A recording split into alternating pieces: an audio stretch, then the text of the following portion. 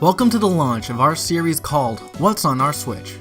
In this series, we will go over the games that we own and present a retrospective review and determine whether you should grab it or not.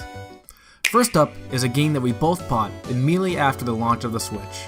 Now, let's go check out Kamiko. Kamiko is a short, fun, top-down 2D adventure game that is able to be played in increments, on the big screen, or on the go. The game has a pretty 16-bit art style with some pretty awesome chiptune overworld tracks. Released on April 13th, 2017, just a little over a month after the Switch launched, it was one of the first indie success stories. At a first look, the game plays similar to an early 2D top-down Zelda title, and the creators paid homage to their inspiration with a Switch home screen icon similar to Breath of the Wild's. Based on the Japanese religion of Shintoism, you play as the revived priestesses tasked with purifying shrines to make each area whole again. When starting the game, you can choose from 3 characters, Yamato, Uzume, and Hinome. Each has their own imperial regalia, or weapon of the gods. Yamato controls a longsword, Uzume uses a bow, and Hinome utilizes a dagger with a shield. While most of them control relatively the same, they each have a special that can be used by charging your weapon. While my favorite was Hinome, Sean absolutely despised her.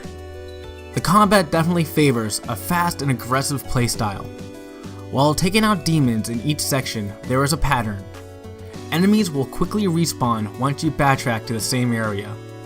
This pushes the player to rethink their approach and how they should move forward through each level.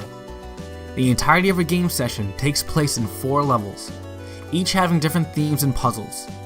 The main objective is to purify 4 gates that are located across the map.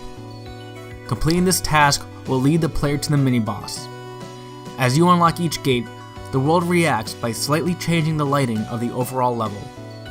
The game pushes you to go through levels as quickly and efficiently as possible. It records your time and encourages speedrunning. A first playthrough could run about 50 minutes to an hour, but after progressing and learning the puzzles, you could be cut down to about 40 minutes or so. For a game that is priced at only $5, it makes for a perfect impulse buy. The $5 you receive a game that is easy to pick up and play for 10 to 15 minutes at a time, and slash through enemies with your preferred character. This offered a welcoming change of pace between our play sessions in Breath of the Wild. We only wish there were more levels we could play through, and we would have definitely paid for more content, either through DLC or in sequel. We hope you enjoyed our first episode of What's on Our Switch.